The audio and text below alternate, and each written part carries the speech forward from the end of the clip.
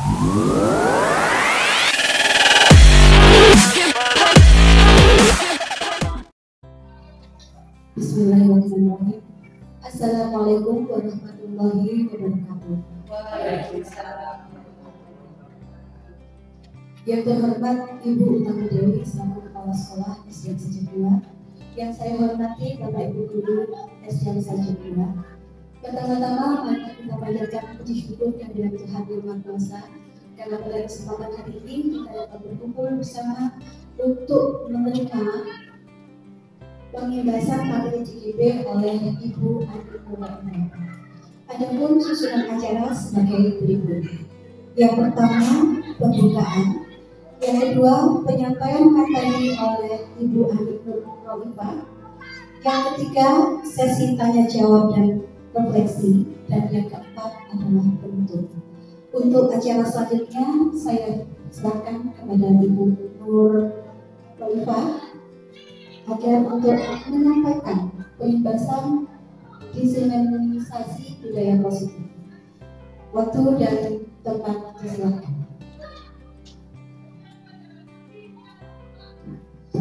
Terima kasih kami haturkan kepada Ibu Mama. Bismillahirrahmanirrahim. Assalamualaikum warahmatullahi wabarakatuh. Yang terhormat Kepala SDN Sajak 2, yang kami hormati Bapak Ibu Dewan Guru beserta staf SDN Sajak 2. Terima kasih atas waktu dan kesempatannya kali ini. Jadi di sini saya akan melakukan diseminasi atau pembahasan tentang budaya positif. Jadi Bapak Ibu, selama CGP ini saya sudah melaksanakan atau merampungkan modul 1 yang terdiri dari 4 subbab, dan ini adalah subbab 1.4. Di sini adalah tugas saya untuk menyampaikan atau mengimbaskan tentang aksi nyata saya, yaitu modul budaya positif. Jadi mari nanti kita belajar bersama-sama Bapak Ibu. Langsung saja untuk mengefektifkan waktu, kita masuk slide kedua, yaitu tentang menyebarkan. Nanti saya akan menyebarkan pemahaman dan pengalaman penerapan budaya positif. Di sini ada 7 hal yang akan kita pelajari nanti. Yang pertama yakni tentang perubahan paradigma belajar, disiplin positif, motivasi perilaku manusia, kebutuhan dasar manusia, posisi kontrol restitusi, keyakinan kelas, dan segitiga restitusi. Baik, sebelum kita memasuki ke pembelajaran pertama tentang perubahan paradigma belajar, ada baiknya kita mengenal dulu tentang tujuan pendidikan berdasarkan, coba Bapak Ibu, di sebelah kiri kita ada seorang tokoh yang sangat terkenal. Siapa Bapak Ibu? Ki Hajar Dewantara. Betul sekali, beliau adalah Ki Hajar Dewantara. Ada yang tahu nama asli dari Ki Hajar Dewantara? Betul sekali Ibu, Raden Mas Suwardi Suryaningrat. Beliau adalah Bapak Pendidikan Nasional kita. Beliau juga aktivis pendidikan pada zaman kolonial Belanda, di mana pada waktu itu yang berhak mengenyam pendidikan hanya bangsa-bangsa Belanda saja dan kaum priai atau kaum bangsawan. Tapi beliau adalah aktivis pendidikan di mana mengupayakan supaya kaum pribumi itu bisa sekolah dan mendirikan sekolah pertama yang disebut apa? Taman Siswa. Betul sekali. Jadi ini adalah Ki Hajar Dewantara. Menurut beliau, tujuan pendidikan adalah menuntut segala kodrat yang ada pada anak-anak agar mereka dapat mencapai keselamatan dan kebahagiaan yang setinggi-tingginya sebagai manusia maupun sebagai anggota masyarakat. Ketika kita mengamati tentang mencapai keselamatan dan kebahagiaan, otomatis di dalam belajar anak-anak harus merasa bahagia, tidak terintimidasi, tidak tertekan, ataupun merasa terpaksa. Nah, tugas kita adalah menuntun tumbuh kembang anak itu. Jika bisa dianalogikan seperti benih-benih bersemayam padi, kita ini sebagai petani, jadi kita hanya menuntut tumbuh kembangnya padi tersebut, memberikan air, memberikan pupuk secukupnya yang baik untuk menuntut tumbuh kembangnya padi tersebut. Tapi kita tidak bisa mengubah kodrat anak, misalnya padi tersebut dirubah menjadi jagung. Bisa tak boten? Tidak bisa. Kemudian di sini berhubungan dengan dasar pendidikan itu berhubungan dengan kodrat alam dan kodrat zaman. Kodrat alam berhubungan dengan lingkungan tempat tinggal anak itu. Jadi kalau di dalam kelas otomatis dari latar belakang yang berbeda, Bapak Ibu. Nah, yang di sini mempengaruhi tumbuh kembang anak. Selanjutnya kodrat zaman. Kodrat zaman, anak-anak kita sekarang berada di masa zaman milenial, di mana semua pengetahuan atau dunia itu bisa berada di dalam satu genggaman. Anak-anak lahir di zaman informasi teknologi yang sangat berkembang, dan sekarang tugas kita adalah menselaraskan hal ini supaya kita terus belajar dan berlatih supaya tidak ketinggalan dengan generasi-generasi selanjutnya, seperti itu, Bapak. Selanjutnya kita ke perubahan paradigma belajar. Nah, apa sih paradigma baru yang dicetuskan oleh pemerintah itu adalah pembelajaran yang berorientasi pada penguatan kompetensi dan pengembangan karakter sesuai dengan nilai-nilai Pancasila. Seperti Bapak Ibu tahu, kurikulum Merdeka kelas 1 dan kelas 4 menamakan penguatan karakter sekaligus penanaman nilai-nilai Pancasila yang terdiri dari apa saja? Bertakwa kepada Tuhan Yang Maha Esa, berkebinekaan global, gotong royong, mandiri, kreatif, dan bernalar kritis. Ada 6 dimensi nilai Pancasila yang sudah Bapak Ibu ajarkan di kelas 1 dan kelas 4. Yaitu kenapa? Karena tujuannya untuk membentuk karakter siswa sekaligus sesuai dengan nilai-nilai Pancasila sebagai dasar negara kita.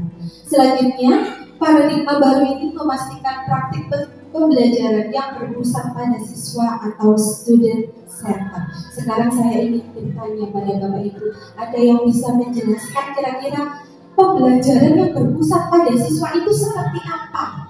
Kira-kira ada yang bisa membantu saya? Pembelajaran berpusat pada siswa itu yang seperti apa ya Bapak Ibu? Monggo.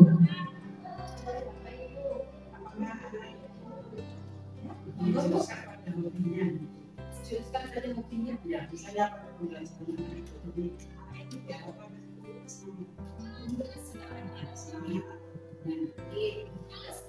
yang mau berpendapat lain?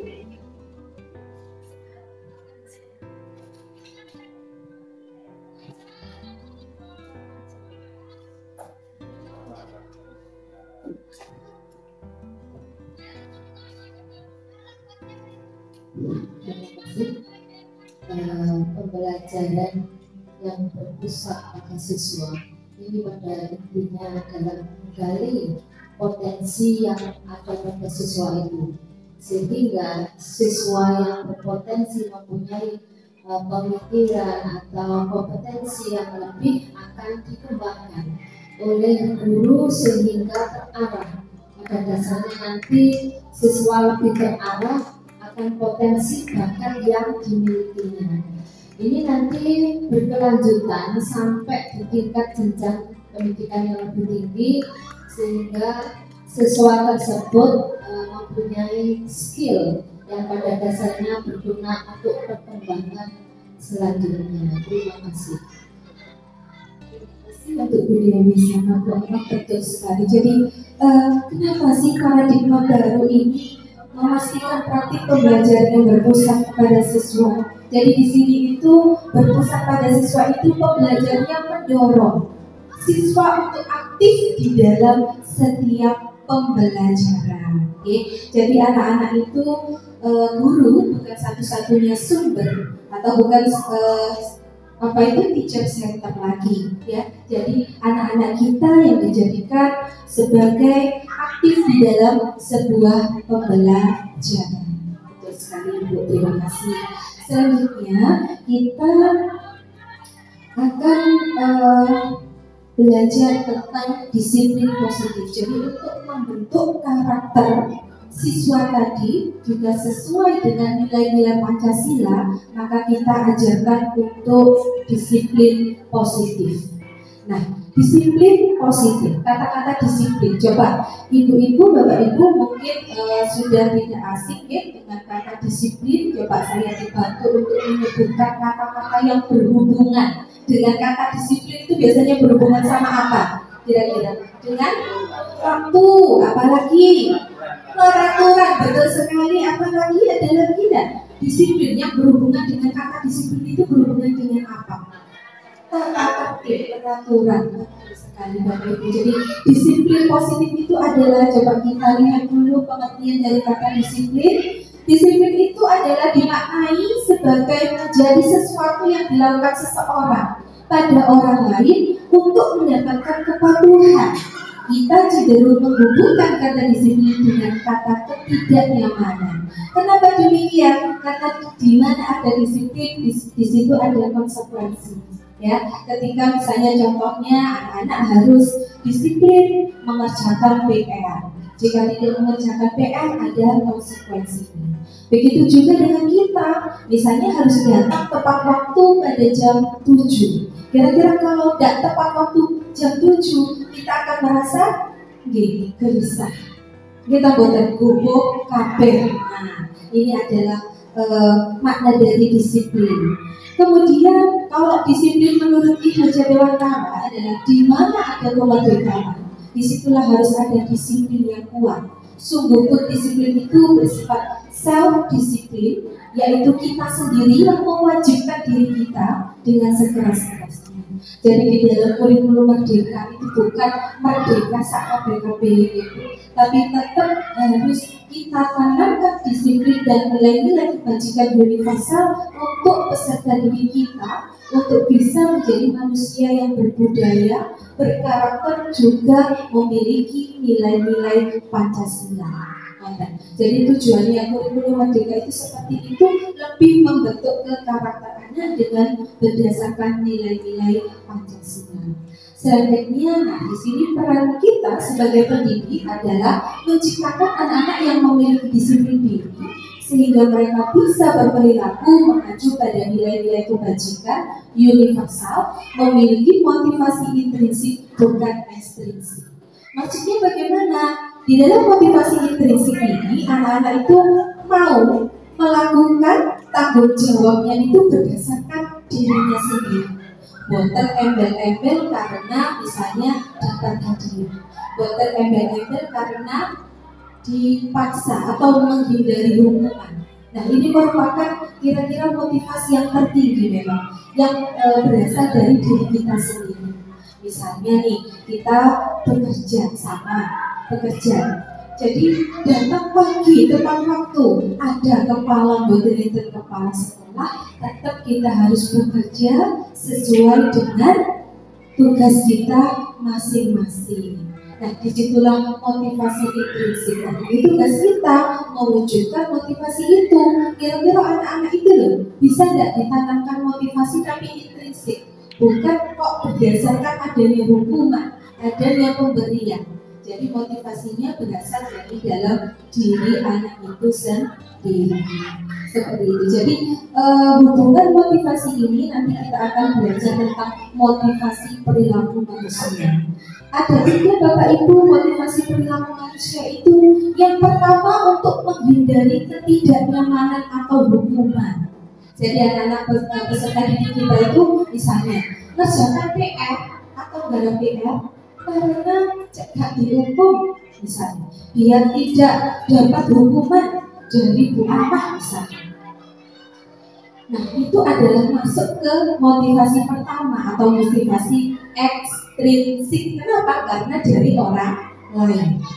Selanjutnya yang kedua yaitu mendapatkan imbalan, kepingin oleh hadiah dari Bu Evi kata-kata. Jadi mereka melakukan cek seragam sinau seperti ini supaya mendapatkan imbalan. Ini juga termasuk motivasi ekstrinsik.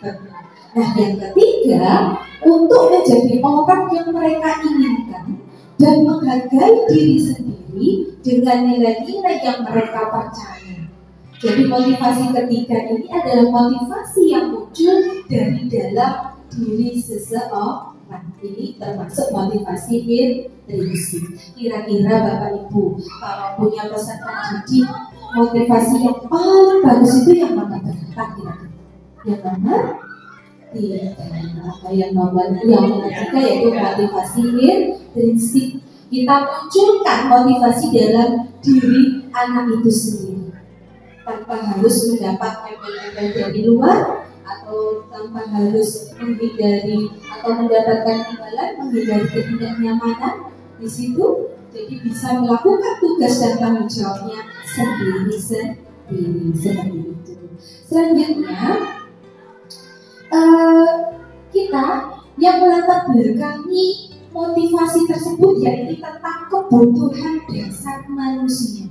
Jadi kalau misalnya ada anak kita, misalnya yang katakanlah berbuat sesuatu itu tidak sesuai, misalnya nakal atau gimana, pasti ada kebutuhan-kebutuhan yang belum terpenuhi. Sebelum saya masuk ke slide selanjutnya, kira-kira ada yang bisa menebak kebutuhan dasar manusia itu apa saja sih? Ada yang pernah dengar atau pernah belajar tentang kebutuhan dasar manusia? Kira-kira tentang apa, Bapak Ibu?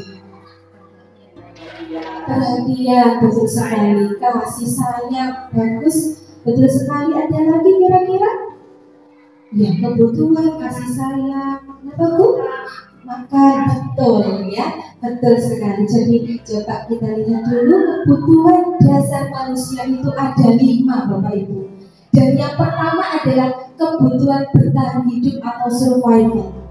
Kebutuhan bertahan hidup itu masuk ke seperti sandang, papan, pangan, terus kesehatan, kenyamanan itu masuk ke kebutuhan pertama manusia. Jadi kalau tidak terpenuhi, pasti ada sesuatu yang salah seperti itu. Kemudian yang kedua, itu adalah kebutuhan kasih sayang dan rasa diterima atau disebut love and belonging. Jadi setiap manusia itu pasti butuh kasih sayang, entah dari keluarga, pasangan kita, atau tempat kita bekerja. Pasti kita itu ingin diterima, dicintai, dan diperhatikan. Itu adalah kebutuhan yang kedua. Masuk kebutuhan psikologi. Kalau yang pertama itu masuk ke fisiologi, kebutuhan pangan, papan itu fisik kita. Sedangkan kebutuhan yang kedua adalah kebutuhan fisik kita, psikologi kita, ya, psikologi kita. Kemudian yang ketiga adalah kekuasaan atau power. Jadi kebutuhan kekuasaan ini kebutuhan untuk pengakuan atas prestasi, atas kemampuan kita, atas kompetensi kita yang kita raih. Jadi itu adalah masuk ke kebutuhan dasar manusia untuk diakui, dihargai, diperdulikan. Itu masuk ke kebutuhan ketiga. Selanjutnya ada kebutuhan kebebasan. Kebutuhan kebebasan ini tentu siapa sih orang yang mau dipaksa? Pasti tidak mau. Kebutuhan kebebasan ini kebutuhan kebebasan untuk memilih, untuk memutuskan sesuatu, untuk menentukan yang terbaik buat dirinya. Itu adalah kebutuhan kebebasan. Selanjutnya adalah kebutuhan kesenangan atau fun. Setiap orang pasti butuh kesenangan, Bapak Ibu. Entah itu rekreasi, kebutuhan bergembira, tertawa, sekedar healing. Nah, itu adalah kebutuhan dasar manusia. Kira-kira ibu-ibu biasanya kalau kita mengalami, Bapak Ibu mengalami kejenuhan, kebosanan pada suatu titik gitu ya. Terus karena pekerjaan setiap hari. Nah, itu berarti ada kebutuhan yang belum terpenuhi. Apa itu kira-kira? Iya, kesenangan, depresi gitu ya. Kenapa? Karena itu harus dipenuhi Bapak Ibu supaya tidak mempengaruhi psikologi kita seperti itu. Nah, ini kembali kalau pada anak didik kita. Jadi kalau misalnya kadang itu ada anak nakal karena butuh perhatian, karena cari perhatian caper, perhatian orang lain, perhatian gurunya. Berarti itu nanti masuk ke kebutuhan kasih sayang atau love and belonging yang belum terpenuhi. Oke, selanjutnya ini saya punya pertanyaan pemantik, ada studi kasus.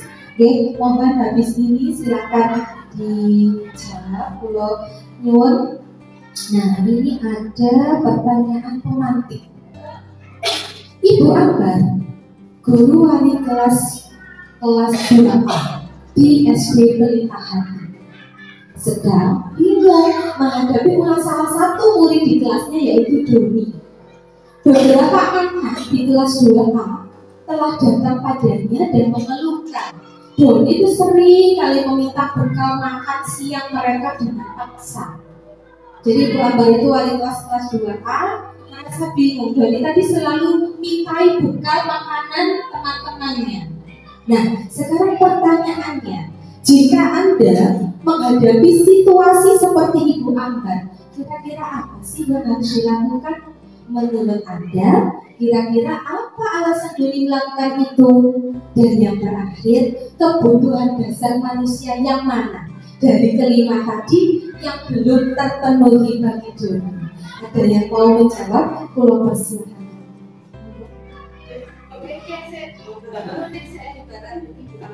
Terima kasih waktu yang diberikan kepada saya.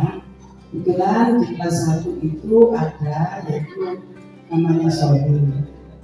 Mungkin dia itu di rumahnya kurang kasih sayang dari orang tuanya sehingga dia itu membuat ulah di kelas, atau kadang-kadang di rumahnya itu anak itu dikasar atau dikeras sama orang tuanya sehingga dia itu melampiaskan kepada anak. Nah, saya sebagai gurunya nggak langsung menuduh anak itu atau menunjukkan kasihan. Jadi saya lebih kenapa sih anak itu sampai seperti itu. Akhirnya saya dekati, saya ajak omong, pokoknya saya berikan kasih sayang untuk anak itu. Akhirnya nggak tahu dia itu bisa menerima kenapa sih, oh begini saya berikan seperti itu. Kadang-kadang orang tua yang lain itu bersikeras anak itu harus dipindah atau anak itu harus dipindahkan, tapi di hati saya tidak boleh. Jangan sekali-kali anak itu dikucilkan atau dipulangkan. Makanya kita juga memberikan solusi anak itu harus kita tangani ini dengan pertolongan dari ibu kepala sekolah untuk memanggil orang tuanya. Akhirnya diberikan solusi bagaimana cara menangani anak. Jadi guru sama orang tua harus selalu sejajar untuk menangani kebutuhannya. Itu yang kami lakukan. Terima kasih yang diberikan saya.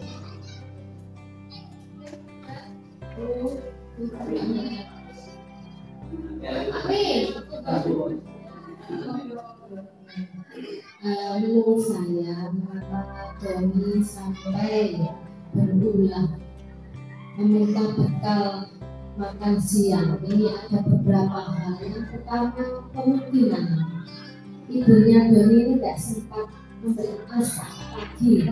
Kemungkinan itu yang pertama. Yang kedua, mungkin karena dia tuh bangunnya siang sehingga berangkatnya tergesa-gesa, tak sempat bawa bekal. Kemudian lagi yang ketiga, mungkin karena Doni ini anak yang over, jadi meskipun dia sudah sarapan dari rumah, tapi karena suatu kebiasaan, sebuah karakter yang dimilikinya suka mengganggu temannya. Yang harus dilakukan oleh Bu Ambar, mestinya Bu Ambar ini melakukan pendekatan kepada siswanya, menanyakan mengapa seperti itu dan mencari solusi yang terbaik. Jalan keluarnya supaya tidak berkelanjutan anak ini mengganggu teman-temannya, akhirnya tidak ada rasa nyaman di antara temannya. Ini suatu hal yang harus dilakukan oleh Bu Ambar. Yang berhubungan dengan kebutuhan dasar manusia, kemungkinan berhubungan dengan kurang kasih sayang, kurang diterima, kurang perhatian, itu menurut saya yang berhubungan dengan kebutuhan dasar manusia terhadap perilaku Doni di kelas kami. Terima kasih untuk Bu Ambar dan Bu Dewi, luar biasa. Memang seperti itu. Karena memang di sini untuk studi kasusnya adalah Doni yang suka meminta bekal pada teman-temannya, dan Bu Ambar merasa bingung kenapa dia melakukan itu. Jadi sama halnya dengan kasusnya Bu Ambar tadi, ketika anak-anak yang tidak terbiasa melakukan hal-hal yang tidak terbiasa seperti teman-temannya, berarti ada kebutuhan dasar yang belum terpenuhi. Betul sekali. Jadi kalau untuk studi apa yang dilakukan Bu Ambar adalah melakukan pendekatan. Bisa juga memanggil secara personal. Kita tanyai dulu mengapa atau alasannya apa sih melakukan hal itu. Ketika anak itu bisa menjawab, ketika misalnya ibunya tidak masak, kalau ibunya tidak masak, berarti itu masuk ke belum terpenuhinya kebutuhan dasar yang pertama, yaitu kebutuhan atas tadi bertahan hidup atau kebutuhan sandang, papan, dan pangan. Nah, ketika dia menjawab misalnya ditanya, Doni, kenapa sih kamu selalu mintai bekal temanmu? Kalau dia jawabannya cuma iseng Bu, biar senang. Saya itu senang Bu, kalau lihat teman-teman itu jengkel itu senang sekali saya Bu. Kira-kira kalau jawabannya seperti itu, berarti anaknya itu belum terpenuhi di kebutuhan yang mana kira-kira Bapak Ibu? Kasih sayang atau perhatian. Jadi Bapak Ibu, betul sekali kita itu penting sekali untuk melihat latar belakang dulu, mencari permasalahannya dulu seperti Bapak tadi. Kira-kira anak ini nakal kena apa sih? Nah, bukan langsung dikasih hukuman, karena sebuah hukuman itu bisa meninggalkan trauma. Jadi jujur saja, setelah mengikuti CGP ini Bapak Ibu selama kurang waktu 2 bulan ini bisa merubah mindset saya atau paradigma saya tentang peserta didik. Kalau dulu saya itu sedih sekali mengeluh tentang anak-anak kadang-kala karena misalnya melakukan kesalahan yang berulang-ulang. Nah, melalui dari sini kita belajar tentang kebutuhan manusia sekaligus juga nanti ada penanganannya.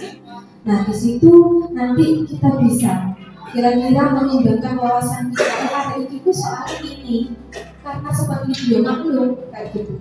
Jadi karena kebutuhan kasih sayang, misalnya yang ditinggal orang tuanya kerja di jauh, jadi kasih sayang ibu itu tidak bisa tergantikan oleh siapapun. Ya, misalnya sama kakaknya tidak bisa, meskipun bisa gantikan tapi tidak bisa. Jadi anak itu masih kurang, masih merasa kekurangan psikologinya tentang kebutuhan kasih sayang itu. Seperti itu ya. Jadi kita belajar bersama-sama tentang ini supaya bisa merubah katakanlah pandangan kita terhadap peserta didik kita. Oke Bapak Ibu, terima kasih jawabannya sudah bagus semuanya, jadi seperti itu. Oke. Selanjutnya kita masuk di posisi kontrol manusia atau posisi kontrol restitusi. Jadi kita sebagai guru itu berhak mengontrol murid-murid kita. Jadi kita itu guru yang seperti apa sih? Gitu ya. Jadi nanti ada 5 teori kontrol menurut William Glasser, dan Glasser ini berkesimpulan ada 5. Yang pertama itu penghukum, Bapak Ibu. Seseorang penghukum bisa menggunakan hukuman fisik maupun verbal. Guru-guru yang menerapkan posisi penghukum akan berkata, patuhi aturan saya atau awas Leo. Lek ulangi main awas kamu. Atau kayak gini, kamu selalu saja salah, kamu aneh, kamu lagi. Nah seperti itu. Selalu yang terakhir selesai. Mau mesti kari dewi, mesti ada ini. Nah seperti itu. Guru seperti ini biasanya senantiasa percaya hanya ada satu cara agar pembelajaran bisa berhasil, yaitu dari dirinya sendiri. Kalau misalnya saya ditanya pernah ada seperti itu, pernah jawab. Pernah Bapak Ibu. Jadi penghukum, ya apa sih? Kamu lagi, ngulangi kesalahan lagi. Nah, ini tuh masuk ke guru yang penghukum gitu. Seperti itu. Nah, ini hasilnya apa? Nah, ini. Jadi contoh-contoh seperti itu. Kenapa? Jadi anak ini itu nanti kalau dibuat seperti itu, kamu lagi itu nanti akan marah Bapak Ibu, juga meninggalkan luka, ruang luka di dalam hatinya. Kemudian mungkin saja anak-anak itu melampiaskan kekesalannya, orang-orang dihubungi sakit gak wani ngelawan bu guru, sakit jengkelnya, jadi dia itu kayak melampiaskan kemarahannya itu dengan cara seperti itu. Bisa juga lagi kalau misalnya anak besar itu mungkin saja bisa menggores, misalnya motornya bapak dari bu guru, mungkin saja seperti itu, timbul dendam. Betul, ini nanti kalau dihadapi dengan hukum, makanya perlu belajar bersama-sama itu seperti itu. Selanjutnya yang kedua, untuk yang kedua itu membuat merasa bersalah. Jadi guru yang seperti ini, ya, guru akan bersuara lebih lembut, tapi akan mengatakan, ibu saya kecewa sekali sama kamu, kayak gitu. Atau berapa kali sih bapak harus memberitahu kamu dikandani bolak-balik panjang. Gimana coba kalau orang tua kamu tahu kalau kamu berbuat begini setiap hari di sekolah. Nah, di posisi ini murid akan memiliki penilaian diri yang buruk tentang diri mereka. Jadi Bapak Ibu, untuk membuat merasa bersalah ini hasilnya atau outputnya malah akan jauh lebih buruk dari yang pertama. Kenapa? Karena anak itu merasa dirinya gagal menjadi seseorang. Jika diomongi benar-benar misalnya suara lirik tapi seperti itu, kecewa sekali saya sama kamu, bolak-balik seperti ini. Kalau ditanya lagi misalnya pernah ya Bu adik seperti itu, ya pernah. Pengalaman mengajar beberapa tahun itu menghadapi murid-murid itu seperti apa. Jadi apa sih? Kadang itu kita mencari cara yang seperti apa, seefektif mana sih yang bisa merubah perilaku anak-anak kita itu yang seperti apa. Nah, kita cari. Kemudian yang ketiga yaitu sebagai teman. Dan kadang guru-guru itu mengibaratkan murid itu teman kita. Jadi ayolah bantulah demi Bapak ya. Ayo ingat, tidak bantuan Bapak selama ini. Ya sudah, kali ini gak apa-apa, nanti Ibu bantu bereskan. Nah, jadi kita menganggap teman murid kita. Kira-kira baik gak Bapak Ibu seperti itu? Baik? Positif di sini berupa hubungan baik yang terjadi antara guru dan murid. Tapi outputnya terkadang itu anak-anak itu merasa tergantung kepada gurunya.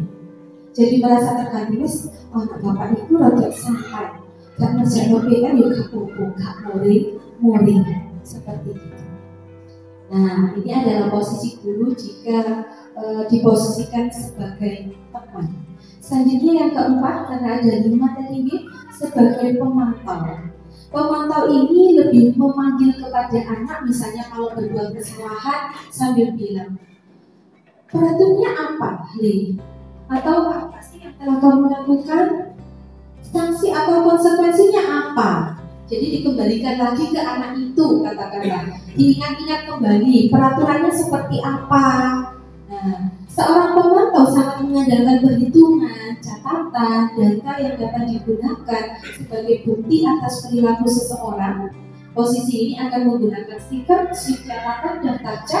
Posisi pemantau sendiri berawal dari teori stimulus respon yang menunjukkan tanggung jawab guru dalam mengontrol murid. Jadi kita sebagai Bapak Ibu guru ini sangat berpengaruh sekali untuk mengontrol murid. Ya, jadi mengontrol anak-anak itu untuk berperilaku, memberikan teladan yang baik buat anak didik kita. Kemudian yang terakhir adalah sebagai manajer. Di sini diistilahkan manajer, Bapak Ibu. Posisi terakhir manajer adalah posisi di mana guru berbuat sesuatu bersama dengan murid, mempersilahkan murid mempertanggungjawabkan perilakunya, mendukung murid agar dapat menemukan solusi atas permasalahan tersebut. Jadi di sini diajarkan kalau kita menghadapi murid-murid kita bermasalah, kita ajak diskusi sekaligus mempersilahkan murid itu loh untuk mempertanggungjawabkan perbuatannya, membuat keputusan akan kesalahannya. Jadi apa yang kita yakini? Kembali ke keyakinan kelas, apakah kamu meyakininya? Jika kamu meyakininya, apakah kamu bersedia memperbaikinya? Jika kamu memperbaiki ini, hal ini menunjukkan apa tentang dirimu dan apa rencana kamu untuk memperbaiki hal ini. Jadi nanti kita tentang budaya positif ini diajarkan untuk membuat yang namanya keyakinan kelas. Gitu. Keyakinan atau kesepakatan kelas itu semacam peraturan yang kita buat sendiri, kita yakini sendiri, dan kita sepakati sendiri. Seperti itu. Jadi nanti kalau ada anak-anak yang melanggar atau tidak sesuai dengan peraturan tersebut, juga ada konsekuensi yang harus dilaksanakan berdasarkan keputusan bersama.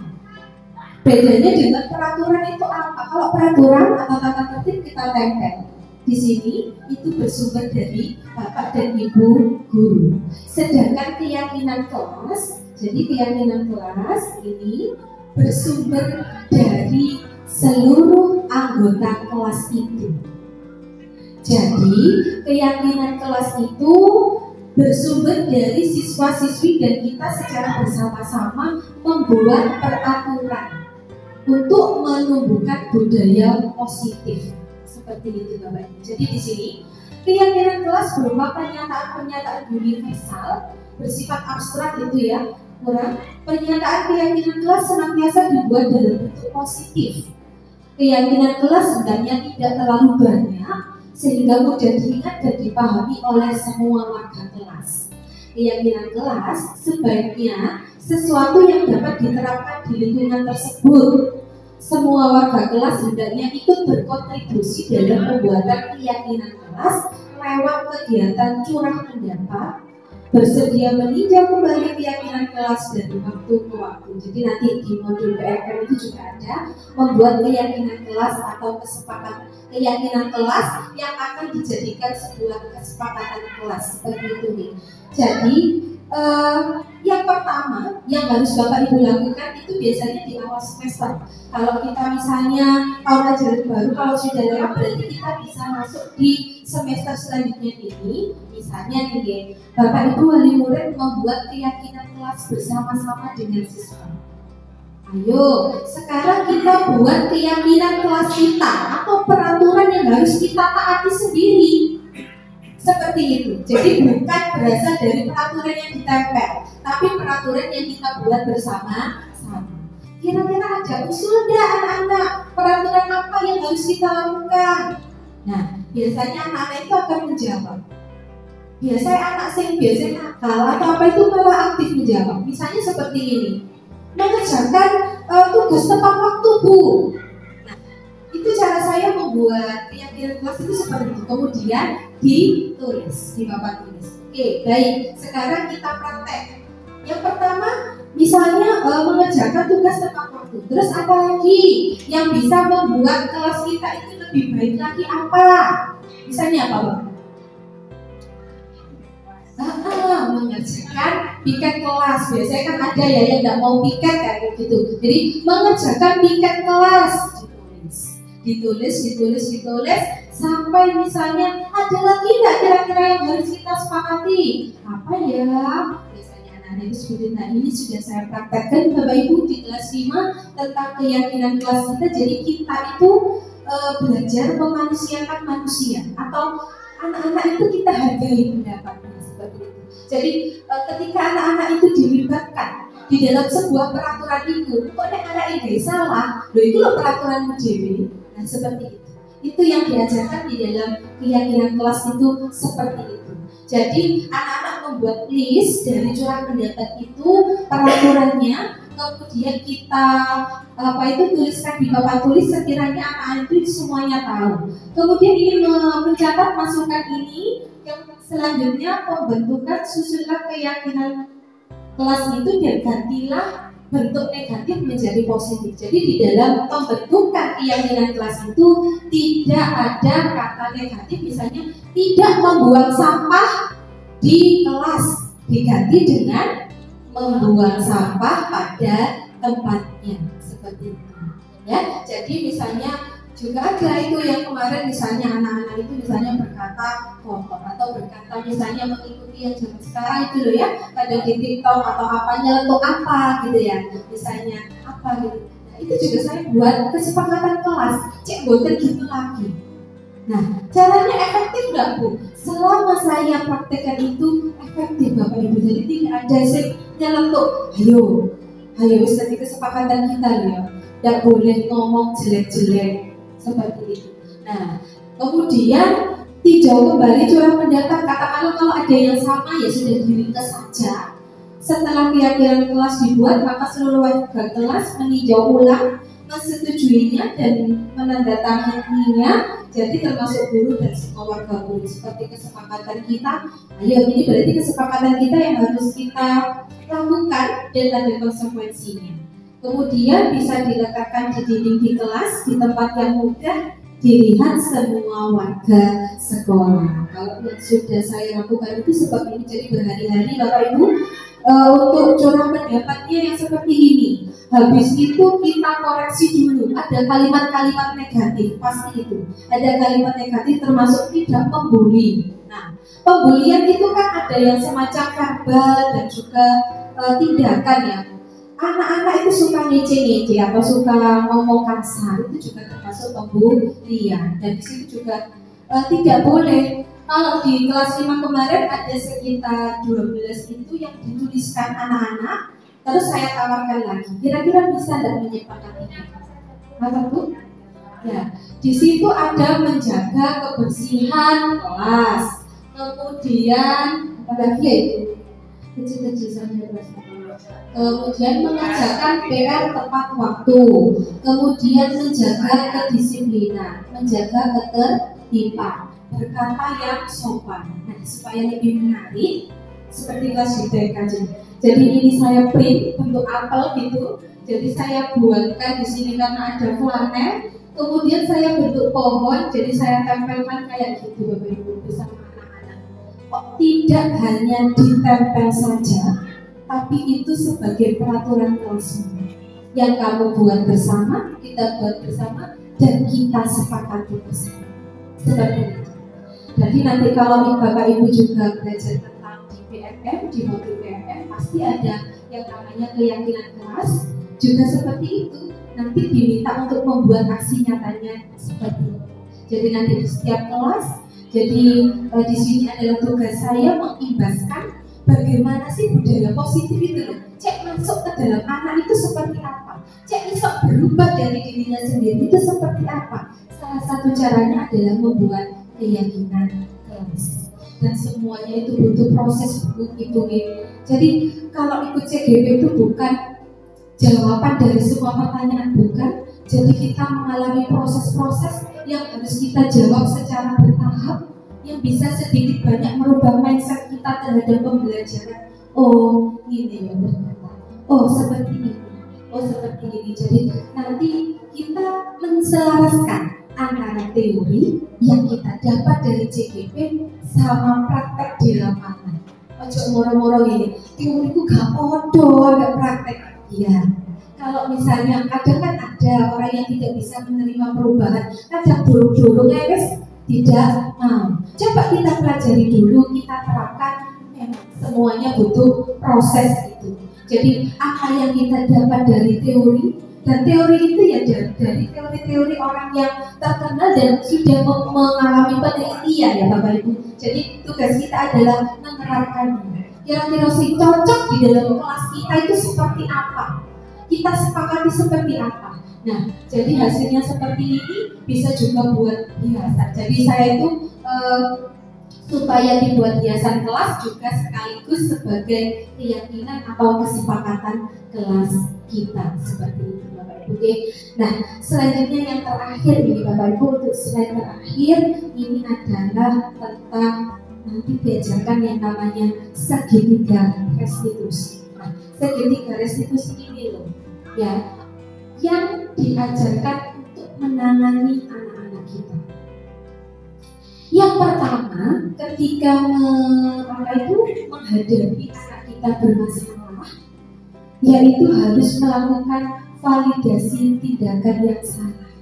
Jadi ketika kita menemui misalnya peserta didik kita yang bermasalah, tukaran, gelut atau dan lain sebagainya, disarankan untuk kita itu memanggil anak tersebut, diajak bicara, memanggil secara personal. Jadi buatan langsung dimarahi di depan anak banyak. Kenapa? Karena hal tersebut akan menjatuhkan mental anak tersebut. Jadi kita harus menyelidiki dulu apa sih sebenarnya yang terjadi. Yang pertama yaitu validasi tindakan yang salah. Kalau kalimatnya itu bisa seperti ini Bapak Ibu. Ini teori. Teori itu bisa kita terapkan dan ini sudah saya terapkan juga kepada anak didik kita. Oh ternyata pakai segitiga restitusi. Ini mungkin masih baru dan awal. Saya itu juga seperti itu. Kalau menerima hal baru, kira-kira bisa gak diterapkan? Nah, jadi apa yang sesuai dengan diri kita, apa yang sesuai kondisi di lapangan ini kita sejajarkan dengan teori itu. Jadi yang pertama adalah nanti akan menstabilkan identitas itu dengan mengatakan misalnya seperti ini. Kira-kira yang kamu lakukan tadi apa sih? Coba cerita sama ibu, ngapain itu? Kok nangis kenapa? Kenapa? Ada apa? Tenang dulu, ya sudah tenang dulu. Sambil dilus-lus itu bisa ditatap matanya, kita tanya dulu benar-benar anak-anak itu biar percaya dulu sama kita untuk bercerita, gitu ya. Ada anak-anak kalau lagi emosi, lagi nangis kata-kata, jadi rasionya itu tidak jalan Bapak Ibu. Jadi anak-anak kalau lagi nangis, lagi marah, masih sampai takoi apapun itu kadang bukan masuk. Jadi yang harus kita lakukan adalah menstabilkan tindakan ini dulu, validasi, menstabilkan identitas yang bawah ini dulu. Jadi anak-anak itu harus tenang dulu supaya bisa nanti bercerita, supaya nanti gini. Nah itu seperti itu. Jadi kita nanyain itu ada 3 cara ini menstabilkan identitas. Yang pertama itu seperti itu. Kira-kira kalau kamu tukaran tadi benar apa salah? Kalau anak-anak itu sudah mampu jawab salah Bu. Itu kan berarti udah tahu ya, udah tahu kalau perbuatannya itu salah. Nah, habis itu kita buat kata-kata yang kira-kira bisa menstabilkan itu ya apa-apa. Semua juga pernah berbuat salah, gak kamu kok ya, semuanya juga pernah berbuat salah. Terus kalau sudah seperti itu, kira-kira alasannya kamu melakukan itu apa sih? Baru validasi tindakan. Alasannya apa? Karena seperti ini, biasanya anak-anak itu cerita. Atau kalau di studi kasus saya itu, anak-anak itu kan nggak bisa PR, ada satu anak yang nggak bisa PR dan itu selalu berulang-ulang. Itu saya panggil dengan menerapkan segitiga restitusi ini. Yang pertama saya tanya, kenapa sih kamu, kenapa seperti ini? HP yang seperti ini. Kemudian, terus salah apa buatan seperti itu? Salah Bu. Terus tak kembalikan lagi supaya dia bertanggung jawab. Terus apa yang harus dilakukan ketika kamu berbuat salah? Dia harus memperbaikinya Bu. Terus ada lagi kita kembalikan, baru yang ketiga menanyakan keyakinan kelas yang telah disepakati. Jadi otomatis harus buat keyakinan kelas ya. Jadi iya Bu harus mengerjakan PR tepat waktu. Kalau sudah kembali ke situ, baru nanti kita ke konsekuensi. Terus, yang harus kamu lakukan apa? Sudah saya tidak marah-marah, yang harus kamu lakukan apa? Ya menyelesaikannya. Gimana caranya? Menyelesaikan pada waktu istirahat. Pilihannya seperti itu. Ya sudah. Berarti itu adalah ketidaknyamanan. Ketika konsekuensi anak-anak tidak mengerjakan PR, dia harus mengerjakan PR sampai selesai dan tidak istirahat. Apakah itu dari guru? Tidak, dari kesepakatan tadi dan kesepakatan yang sudah diberi. Baru ditanyai, enak tak boten istirahat? Tidak enak Bu. Besok dibaleni mana tak boten? Seperti itu. Jadi bisa kita terapkan untuk anak-anak didik kita. Saya juga sudah melaksanakan untuk simulasinya itu. Simulasinya itu kurang lebih seperti ini Bapak Ibu. Saya sebutkan sedikit saja. Jadi di sini tuh tidak mengerjakan PR ya.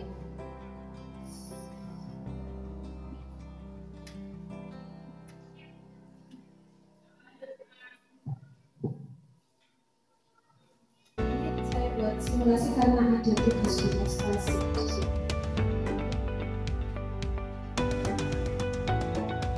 Ya. Mana ya?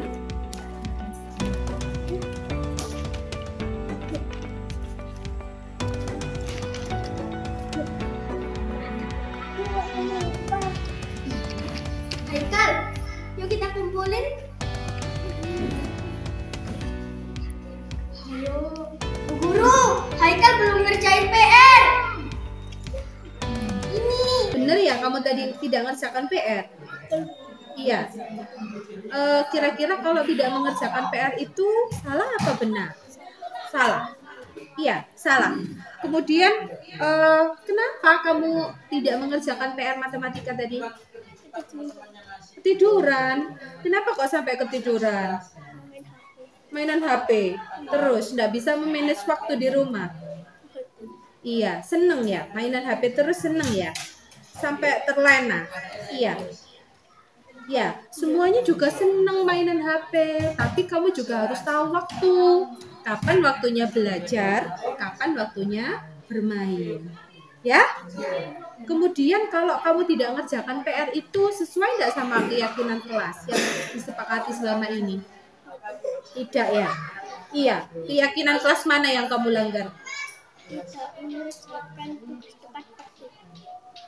Mengerjakan tugas tepat waktu. Itu kamu langgar ya berarti. Iya. Terus kira-kira kalau kamu meyakini keyakinan kelas itu yang kita buat bersama-sama waktu itu, terus bagaimana kamu memperbaiki perilakumu? Mengerjakan tugas saat istirahat. Iya, mengerjakan tugas saat istirahat. Berarti kalau kamu mau mengerjakan tugas saat istirahat, berarti itu kamu menunjukkan dirimu seperti apa? Bertanggung jawab. Iya, ya sudah. Berarti hari ini kamu akan mengerjakan PR sampai selesai pada jam istirahat. Seperti itu. Iya. Mau? Iya. Terus kemudian diulangi lagi. Itu seperti itu. Dan itu memang benar-benar terjadi, anak-anaknya itu mengerjakan, jadi harus mempertanggungjawabkan perbuatannya. Intinya seperti itu. Jadi anak-anak itu mempertanggungjawabkan perbuatannya, tapi berdasarkan keyakinan yang sudah dibuat seperti itu, Bapak Ibu. Nah, ini juga bisa diterapkan untuk mengatasi hal-hal yang lain, katakanlah untuk atau kasus-kasus yang lain seperti itu.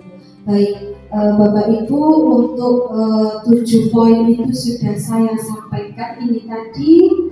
Nah, sudah terima kasih. Salam guru penggerak, guru bergerak Indonesia Maju.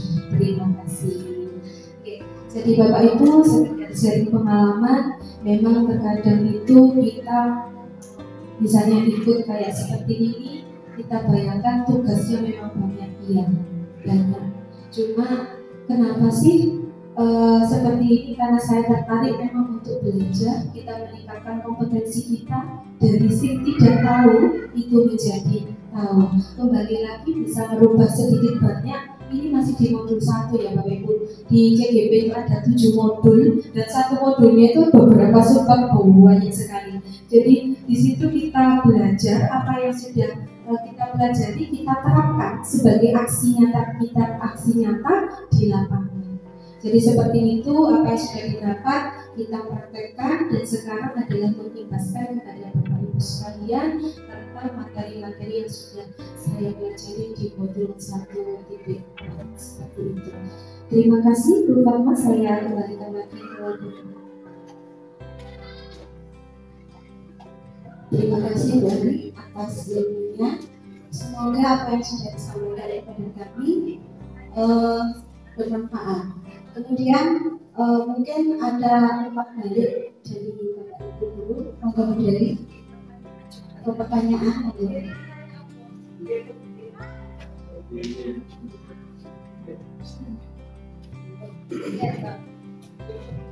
terima kasih.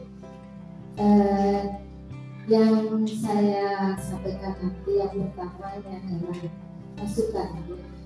masukan bahwasanya apa yang dilaksanakan Bu Ani sebagai guru penggerak dalam aksi nyata dan banyak sekali tugas. Kalau tidak nanti pengimbasannya akan mengenai kepada rekan-rekan terutama di SDN Sajendua. Apa yang disampaikan tadi mendapatkan ilmu yang baru bagi teman-teman semua, dan itu perlu ditindaklanjuti, tidak hanya sebatas ini tadi memberikan mendapat ilmu, tapi harus ditindaklanjuti kepada siswanya.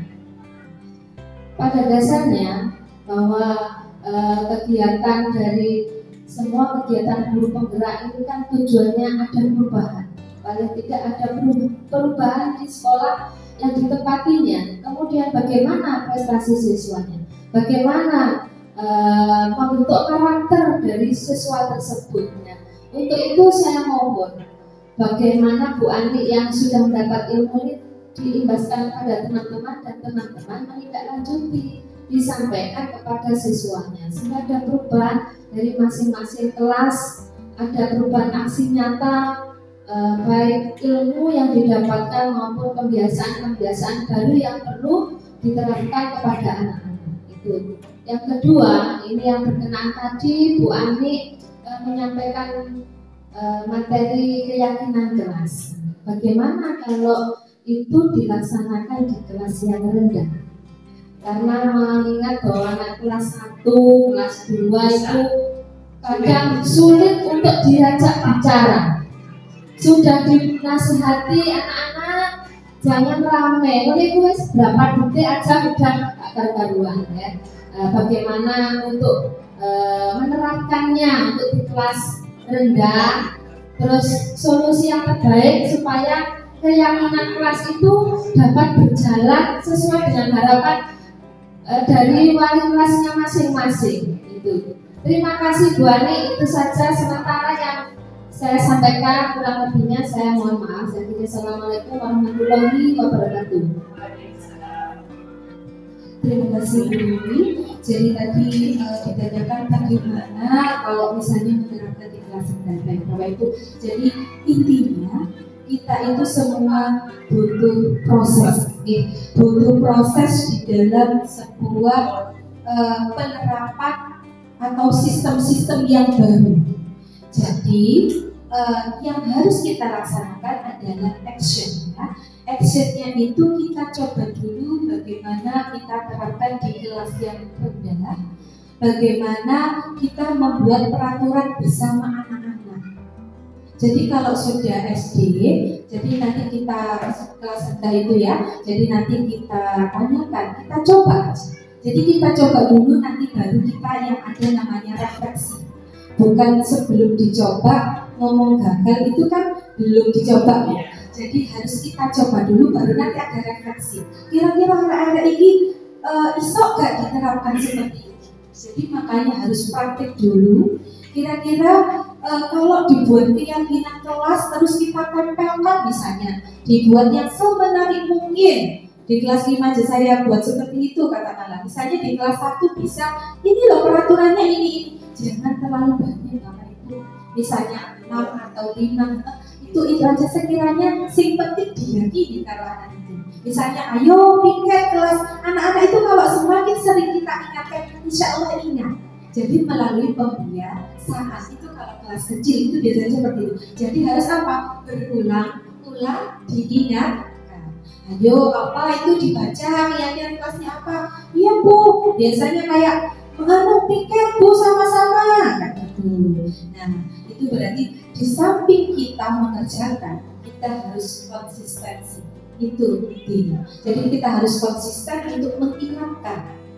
Ya, jadi intinya tadi yang pertama kita praktik dulu, baru nanti mencari yang namanya refleksinya. Kira-kira kelemahannya apa? Nanti baru kita ketahui setelah kita praktik. Saran saya yang kedua adalah kita konsisten untuk mengingatkan anak didik kita terhadap peraturan yang kita taati bersama-sama. Ini tidak ubahnya seperti tata tertib kok Bapak Ibu.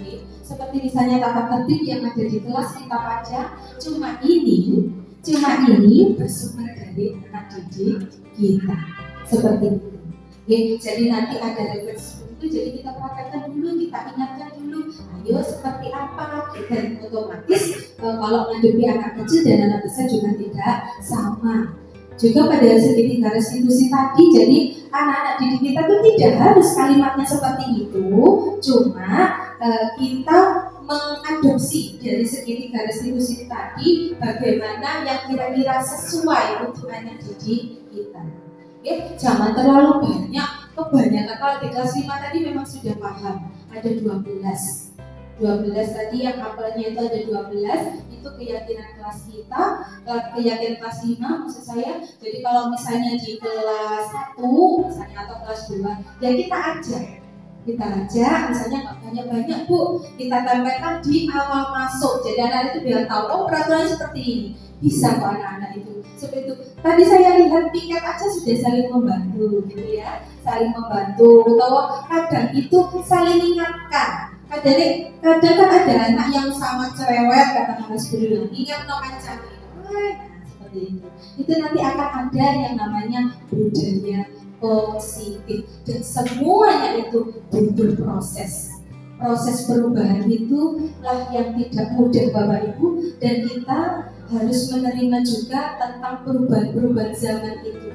Oke, jadi kalau kita terhadap perubahan itu tidak bisa kita hindari, tapi kita koherensikan, kita stabilkan, kita selaraskan. Posisi yang kita ambil juga bisa, moro-moro penontonan kita ambil semuanya, kadang tidak bisa seperti itu. Jadi kita belajar perlahan, butuh proses, sing kira-kira kena kita laksanakan seperti itu. Oke, mantan Ibu Dewi jawaban pula saking dari siswa kelas 1 manajemen itu tadi seperti itu. Jadi kita mulai dari yang mudah dulu. Jangan mindsetnya kita jangan lagi kelas jiruru. Nah, jangan seperti itu dulu sebelum praktek. Jadi kita buat. Jadi kita mencoba anak-anak itu jadi membuat keputusan bersama gitu ya. Jadi anak-anak itu kita ajak untuk membuat keputusan bersama. Jadi anak-anak ketika diajak bersama-sama, oh belum keputusanku di situ. Jadi keyakinan kelas ini kita seperti itu. Bukan bersumber dari satu arah saja, tapi dari dua arah seperti itu. Konten yang ditanyakan lagi, oke, monggo Bu Lima. Untuk guru magang, apakah juga harus membuat sendiri atau bersama? Karena itu kan apalagi yang agama itu kan banyak sekali sebenarnya untuk diyakinkan secara mandiri. Nah itu mulai dari kelas 1 kelas 6 apakah buat sendiri atau bersama? Karena profil belajar Pancasila yang nomor 1 ketakutan, K13 juga nomor 1, KI1 harus ada. Nah harusnya untuk keyakinan kelas itu kan juga bersumber dari KI1 dan KI2. Untuk yang P3 ini, Pancasila itu juga harus terjajar dengan 6 profil belajar Pancasila. Terima kasih Bu Lima, luar biasa sekali pertanyaannya. Jadi seperti ini. Ya, keyakinan kelas itu memang bersumber dari warga kelas itu sendiri, dan biasanya antar kelas juga tidak sama. Karena apa? Karena melihat dari ya siswa-siswanya itu dan juga guru. Nah, kalau tadi berbicara tentang mata pelajaran misalnya PJK sama agama, kita misalnya bercermin misalnya di SMP. Jadi ini ketika saya satu kelompok dengan teman-teman yang ngajarnya di SMP, ya otomatis membuat keyakinan mata pelajaran seperti itu. Tapi kalau di SD misalnya nih, ya itu tadi kan kalau di SMP jadi buat keyakinan sendiri-sendiri. Misalnya apa itu namanya matematika seperti ini kan beda lagi. Jadi ya keyakinan kelasnya berarti yang ditaati dengan gurunya, kesepakatannya itu apa? Oke, masing-masing beda studi. Tapi kalau di SD di sini kan guru kelas, guru agama sama guru PJK bisa nanti kita integrasikan ke dalam keyakinan kelas masing-masing. Jadi memang betul sekali Bu Ima, profil pelajar Pancasila memang yang pertama itu kenapa sih harus bertakwa kepada Tuhan Yang Maha Esa? Karena karakter anak itu yang nomor 1.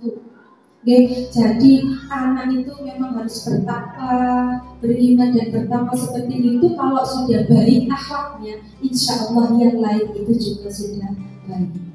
Jadi kalau nanti jenengan ingin membuat keyakinan untuk agama, monggo saya persilahkan. Misalnya nanti kalau kita masukkan di keyakinan kelas juga tidak apa-apa.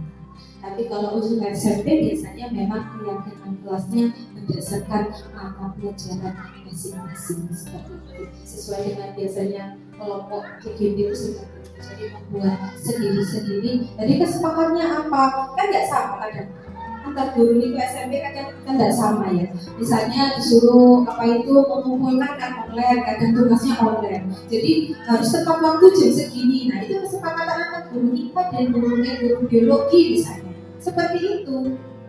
Nah, kalau sekarang kalau kita SD ya seperti itu jawaban saya. Untuk keyakinan kelas nanti monggo kalau membuat keyakinan kelas pelajaran agama boleh sama PJOK. Jadi apa misalnya anak-anak harus misalnya menghafalkan ini gitu ya, katakanlah kesepakatannya harus hafal surat ini. Nah itu kan berhubungan dengan pelajaran agama. Monggo dipersilahkan seperti itu. Terima kasih. Untuk kurikulum merdeka itu antaranya guru sama guru yang lain, misalnya saya kelas 1 juga harus berhubungan dengan guru PJOK dengan guru agama. Nah ini saling berhubungan, kolaborasi jadi satu, sehingga kita akan bisa mewujudkan anak itu bersama-sama. Terima kasih. Terima kasih Bapak. Jadi saya juga diingatkan luar biasa. Jadi Bapak Ibu sekalian, untuk melakukan perubahan itu tidak luput dengan yang namanya kolaborasi. Jadi bukan saya saja misalnya sebagai guru penggerak, tapi kita semuanya harus berkolaborasi untuk mewujudkan atau mengubah ekosistem pendidikan ini untuk menjadi lebih bermutu, berkualitas, memberdayakan peserta didik kita, memiliki karakter yang bernilai-nilai Pancasila. Seperti itu, oke? Bapak Ibu jadi siap untuk berkolaborasi. Tidak hanya cuma disampaikan saja, tapi juga ada aksi nyatanya.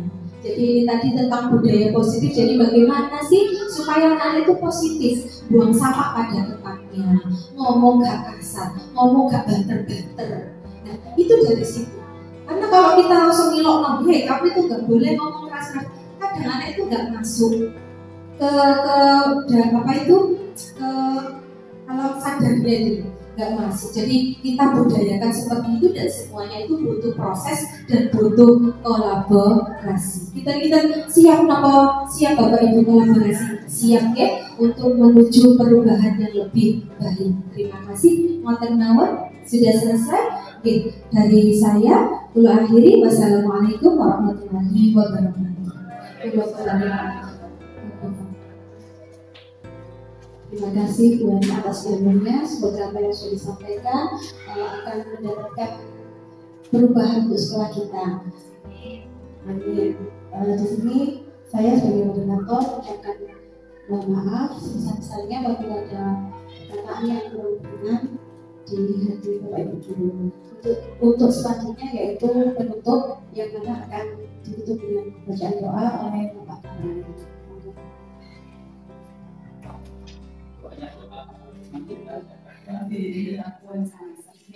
Bismillahirrahmanirrahim. Subhanallah wa bihamdihi.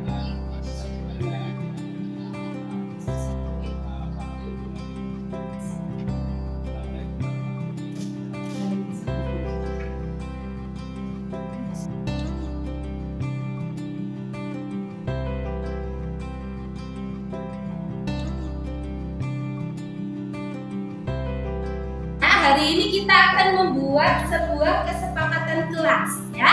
Kesepakatan kelas itu adalah nilai-nilai yang nanti kalian buat. Kita melakukan curah pendapat, silakan usul dari masing-masing anak kira-kira nilai-nilai apa saja yang kita sepakati sebagai bentuk dari keyakinan kelas kita. Tujuannya apa? Yaitu untuk menciptakan positif yang ada di lingkungan kelas kita untuk menjadikan tertib, menjadi aman, kemudian juga menyenangkan sesuai dengan keyakinan-keyakinan yang kita buat. Sudah siap anak-anak? Siap. Mari kita mulai dari Kira-kira apa anak-anak yang menjadi keyakinan kelas kita yang pertama? Kira-kira apa? Silakan.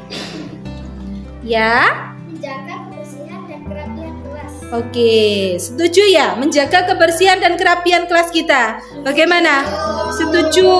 Oke. Ya, kira-kira apa yang menjadi kesepakatan kelas kita? Ya? Mengerjakan tugas atau PR tepat waktu. Setuju anak-anak? Oke, silakan ditulis ke depan. Abinda, yuk.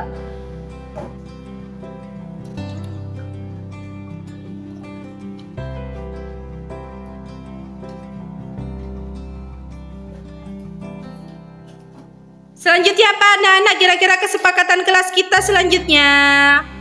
Ya, coba. Ya, apa Vivi? Saling tolong menolong atau menghargai. Setuju anak-anak? Setuju. Oke, silakan ditulis ke depan.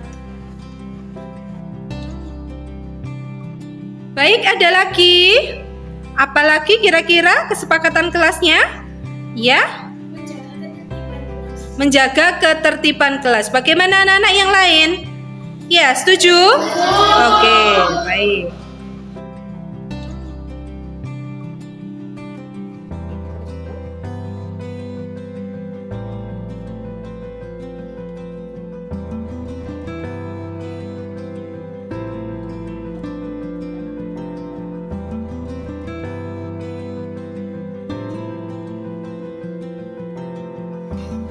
Baik anak-anak, di sini adalah sudah ada 12 poin-poin yang sudah kalian tuliskan sebagai nanti bahan kesepakatan kelas kita.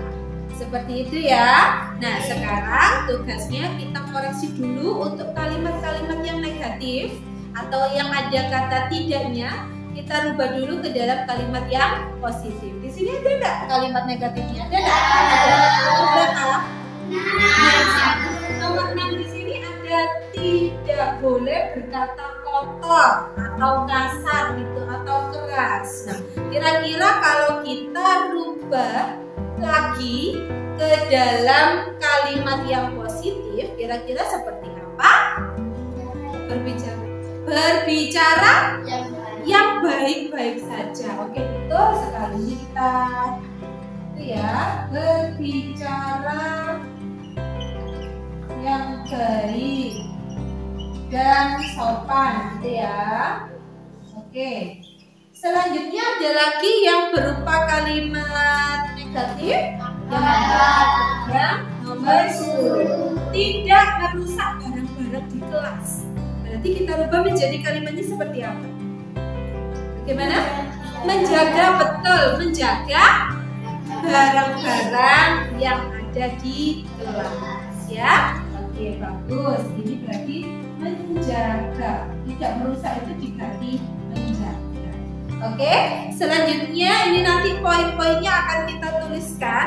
Kita list, kita tempelkan nanti di dinding yang menjadikan kesepakatan kelas kita bersama sebagai nilai-nilai yang kita yakini.